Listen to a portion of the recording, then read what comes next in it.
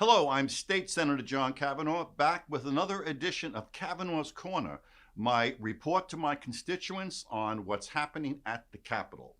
Well, last week and going into this week are what we call crossover weeks, where we have to basically get all of the Senate bills that we passed over the last 5 weeks over to the House, which means we have to final read them on the Senate floor and transmit them to the House so they can be assigned to committees. We're also beginning to receive some of the bills that were passed in the House over the last 5 weeks that are now being assigned to committees here in the Senate.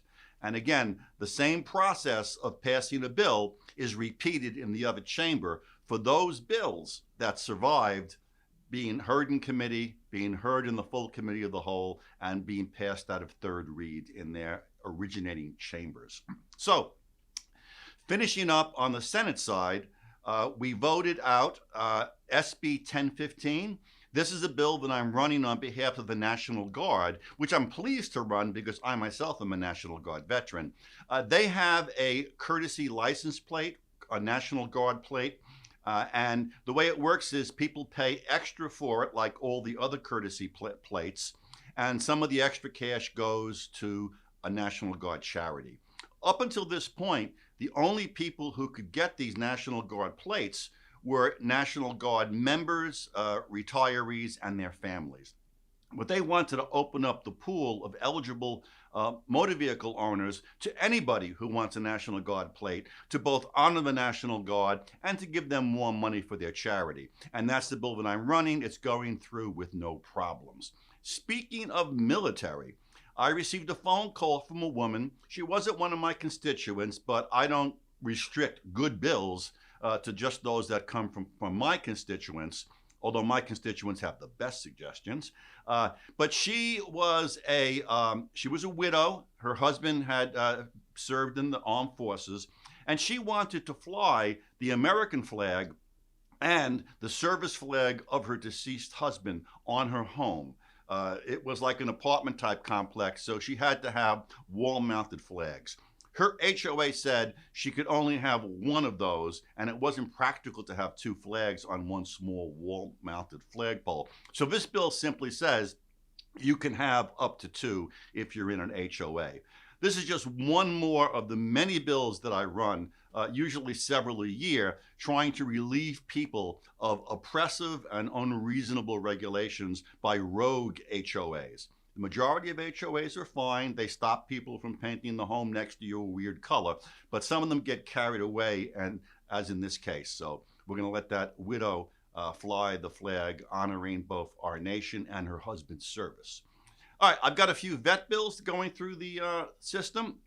And what these two of the vet bills are, well, the first one is SB 1199 and the second one is SB 1200. And what these bills do is it ensures that when you take your dog or cat to a vet for treatment, that you're given all the information to make a reasonable decision as to whether certain procedures are followed.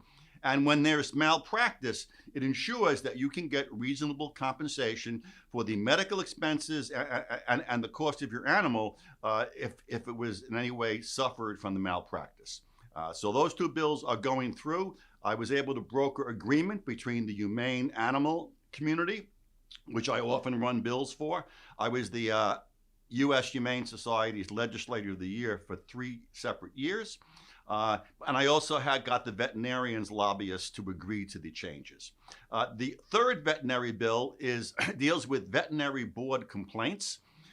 Some constituents said that when they made a complaint against a veterinary specialist, maybe a surgeon or a cancer specialist, there were none of those specialists on the board. So they said, how can the board make an informed decision about my complaint when none of the vets there are knowledgeable about that specialty? So what this bill does is it's going to create a list of specialists who volunteer to be consultants for the board. So when needed, they can be consulted and better decisions can come out of the veterinary board decisions. Finally, I had 2 bills that moved over to the House last week and that were heard in the House Judiciary Committee yesterday morning, and they passed out. The first one has to do with catalytic converters. Those are those muffler type devices under your car as part of your exhaust system. They're required by federal law. They reduce emissions. However, they contain rare earth minerals, which are extremely expensive. Some of these rare earth minerals are worth $40,000 a pound. Now, in your catalytic converter, there's only a tiny amount. But thieves are stealing these catalytic converters to harvest the rare metals for resale. And the problem is, if somebody removes your catalytic converter, it's going to cost you anywhere from $1,500 to $7,000 to have it replaced. And it's very easy to remove. Battery technology has created sawzalls, portable saws that run on batteries now. So somebody with one of these portable saws can go into a parking lot late at night and very quickly saw off 5, 10, 15 catalytic converters, causing great inconvenience and great economic loss to people who lose their catalytic converters, because many people, they don't carry comprehensive insurance, so they're not covered for theft. So they have to eat the full cost of replacement. Well, what my bill does is go after the organized theft rings and makes it a felony instead of a misdemeanor if you're possessing 10 or more of these catalytic converters. And I'm running this for law enforcement. The final drug, which I'm also running for law enforcement, is Senate Bill 1447, fentanyl. Fentanyl comes into this country usually in bulk shipments, often over our porous border, by the way. Many of it comes through Mexico from China. And it doesn't come into the country in pill form. It comes in as pure fentanyl because it's easier to smuggle. And once in this country, it is cut with precursor drugs. And then it has to be put into pill form. And to do that, you need a special pill pressing machine that generally mostly pharmacists possess. So law enforcement said, first we need to add new precursor chemicals that are being used to mix the drug to the illegal possession category, because there's no other use for these drugs. And there was no controversy over that. But they also wanted people who sell the pill press machines to notify the Department of Public Service who they sell them to, with the exception of pharmacists who have a legitimate reason. Because these drug dealers or drug distributors, they have these pill press machines delivered to hotels or other locations, and then they begin to make the phony pills at that place. So DPS would like to have the addresses where they're sent so they can send investigators to make sure it's legitimate use as opposed to people making fentanyl. We also added an additional penalty for the special dyes that these machines can use, which allow them to make the pills that they produce look like regular prescription pills like Adderall, but in reality contain fentanyl, which can kill people. So that bill is moving through the system also, and I expect it to pass. In closing, let me speak briefly about the state budget. Again, I am the Senate Appropriations Committee chair, so I am intimately involved with the creation of the state budget. We are unbelievably slowed down. The House and the Senate, we have both agreed on a good, sound Republican budget. However, the governor has been resistant to negotiating with us. She keeps putting us off. We will keep pushing because we want to get this budget done.